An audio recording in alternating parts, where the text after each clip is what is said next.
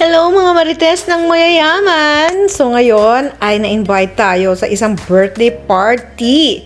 At ang birthday party nito ay hindi basta-basta. At alam mo ba, in-invite kami sa boat ba naman? Magbo-boat daw kami. Birthday party sa boat.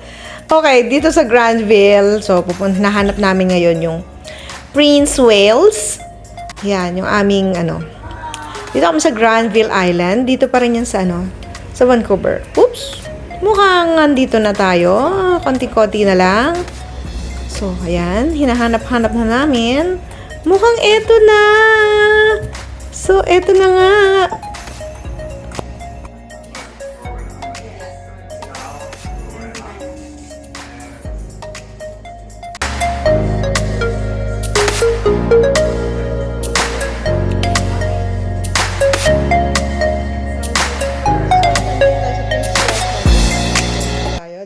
They're very rigid, bulky, and awkward to wear. You wouldn't enjoy wearing them. And the reason for their design is because whether on your stomach or your back, your head will always be kept above the water. This is what they look like. This is a child jacket right here. So you guys get the point. They're found underneath our seats. We lift from this side, inclines to the backrest here. Thank you for the And cane. there's enough for a child on the boat. In case of an emergency, I might ask you guys to don your life jackets. But with that being said, you will not need any of your safety equipment today. In addition to that, we have a fire extinguisher at the back right of the helm from your perspective. We got an orange baggie containing a floatable rope and a life ring attached to the helm here. Some basic rules for this trip, guys. No going first swim. But stay on the boat, okay? You guys look all sound-minded. I'm not necessarily worried, but I gotta check my boxes off and just say it out loud. No jumping off the boat at any point today. In addition to that, these boats, they go fast. So when we're underway, we stay seated. But when we're stationary and I'm giving guided portions of the tour, you're more than welcome to stand up, take some photos. Just be mindful of the conditions. It is an ocean. Mother Nature always has the final say. Am I missing anything? The only other thing, it's very loud for me at the back of the boat. I'm going to be wearing these heavy-duty earmuffs, trying to protect my hearing as long as possible. So if at any point you need to get my attention, rather than trying to shout it, just put one arm up in the air like we're in elementary school all over again. You can wave at people. You can do two hands in the air like a roller coaster. You can hoot, you can holler, all perfectly acceptable. But if I see an arm upright in the air, not moving, I'm gonna interpret that someone needs me to stop. And remember, communication, always the best policy, okay? Don't succumb to peer pressure, all right, folks? So it could be about comfort and rideability, it could be motion sickness, could be a medical emergency. I want to know. So please, guys, do let me know if anything comes up. I can happily adjust. The speed, the tour. But today the goal for me is going to be prioritizing the safety of the vessel, safety of you folks, the passengers, and the safety of myself. If any one of those are jeopardized, we'll have to alter the tour. But with that being said, I've got 8 years of commercial operating experience and a spotless record. I'm not planning to start changing that.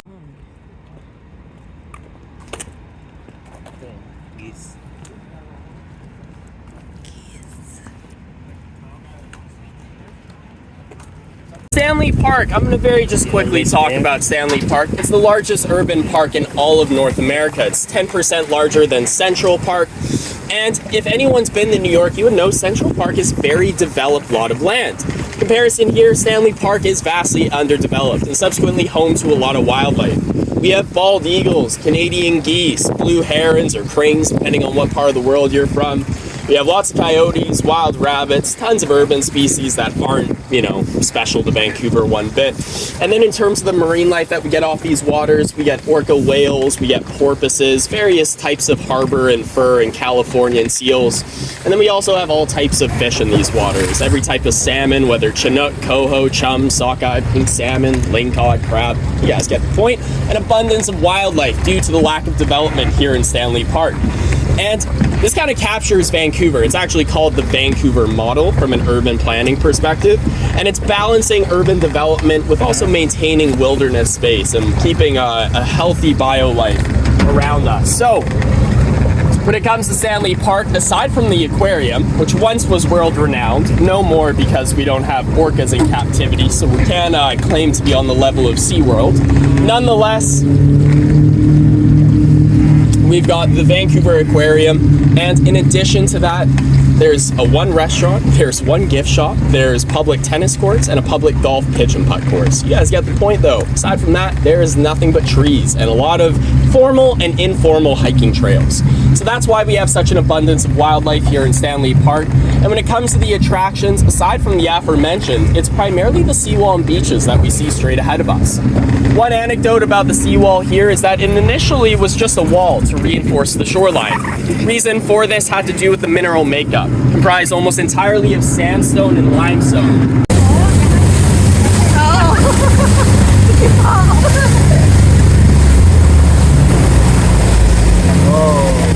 Alrighty, let's play a game called Spot the Eagle. And you guys are lucky, it's easier today than most days. There are two of them right side by side. Anybody spot the bald eagles?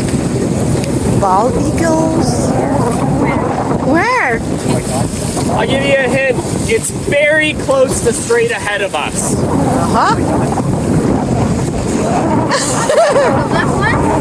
Anybody see the white heads?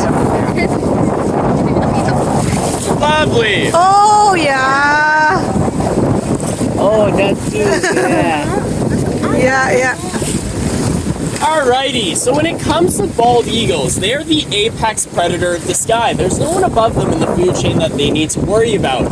And interestingly enough, they pair bonds for life, meaning the partner they select is the partner they ride their days out with. You can understand then, it's very important for the female to get her selection correct. And when selecting a partner, the female looks at two things primarily: the hunting capabilities and the nest-making capabilities. Just like humans, you gotta check those boxes off. And this is interesting because, like many other species, females actually do most of the heavy lifting compared to the males. So the females, they do a lot of the hunting. It's actually the first 2 weeks of raising a chick that they rely on the male to do all of the hunting. And it's really those 2 weeks where the males prove their worth and pull all the weight, because it's obviously very crucial for the survival of a chick that it's well fed in the early stages.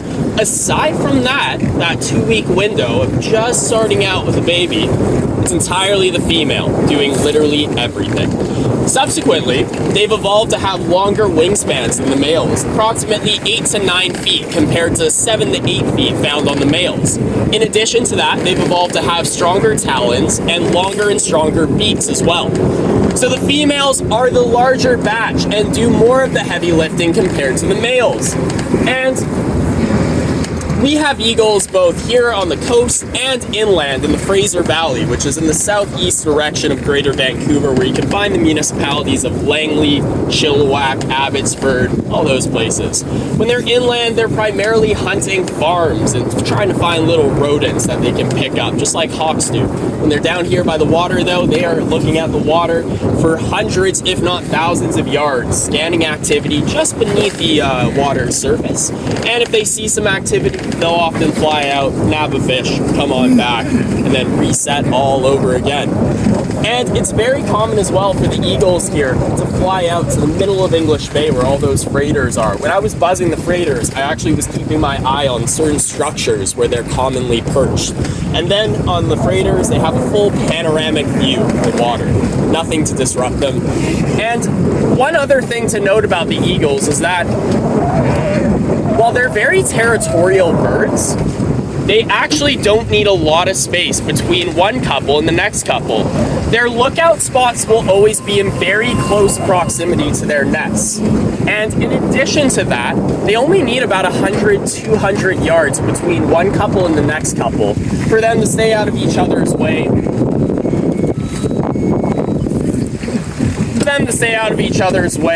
Not get in any competitions over food sources, and get on with their lives.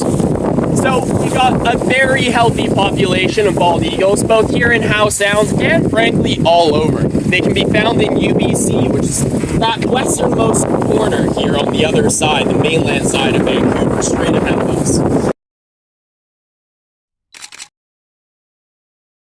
Age. And due to the weight of the ice pack, it created a depression so deep that it actually connected to the ocean behind us to our right. Does that make sense? I always struggle when explaining it. I always feel